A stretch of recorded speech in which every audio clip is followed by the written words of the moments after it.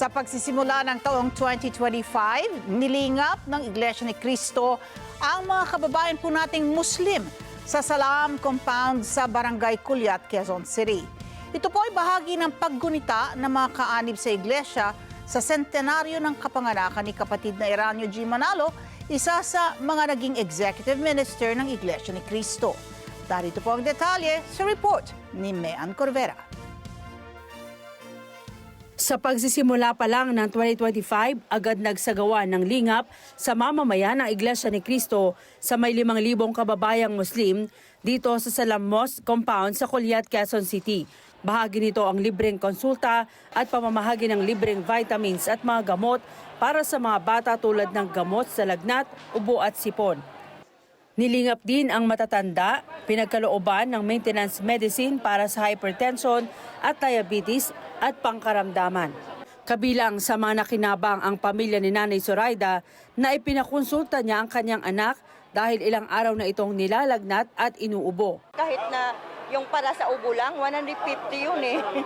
Ito na nga, magpapasalamat na kami na free na to. Maraming tulong na din ito para sa mga tulad namin na mamahihirap. Tumanggap naman ng libreng gamot para sa kanyang hypertension si Nanay Malu. Siguro kung lahat ito, buti ng 1,000. Kaya malaking tulong po talaga ang pamimigay ng lingap para sa amin. Malaki rin ang pasasalamat ni Tatay Sulaiman dahil nabigyan siya ng libreng mga gamot. 2 linggo na raw siyang hindi nakakainom ng maintenance medicine dahil kapos araw-araw. Pag wala akong gamot, bibili. Pag wala, wala. Yan, nasutog ako na ospital ako. Mahigit 2 linggo. Maraming salamat sa inyo lahat. Kasi minsan wala akong pera, makabili ako. Pag wala akong mabili, wala. Ayon kay Dr. Caroline Santos, ang Medical Director ng New Era General Hospital, libre ang lahat ng gamot at konsulta sa mga kababayan. Marami po sa mga kapatid natin na may mga ubo, sipon sa mga bata po. At sa mga matatanda naman po, nagkakaroon po sila ng altepresyon. At kasama po ng ating mga staff po sa ospital, tayo po ay may mga dala din po mga gamot para po dun sa mga nasabi ko na common po ngayon. Yung mga lagnat, sipon, mga sa high blood po, at pati po sa pagtataas ng asukal. Meron din po tayong maintenance po na dala. Marami naman sa mga medical workers ang masaya na tumugon.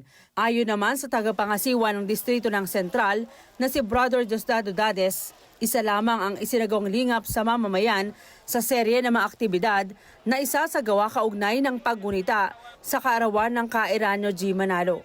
Ang paglingap rin anya sa mga kababayan ay regular na ginagawa ng Iglesia ni Cristo, katunayang huling nagsagawa ng lingap sa Muslim compound dito lamang Oktubre ng nakaraang taon.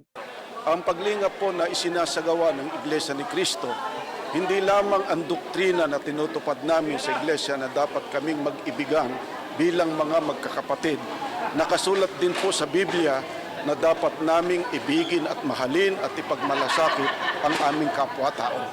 Kaya ito po ay patuloy na ginagawa ng Iglesia ni Cristo sa kasalukuyan. Ay nagsasagawa ng ganitong mga lingap sa mamamayan. Wala pong pinipiling relihiyon.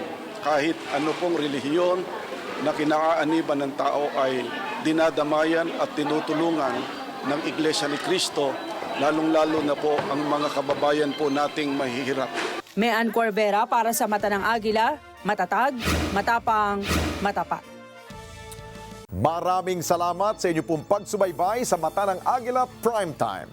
Para malaman ang matatag, matapang at matapat na mga balita, i-follow lamang at mag-subscribe sa @Net25 TV.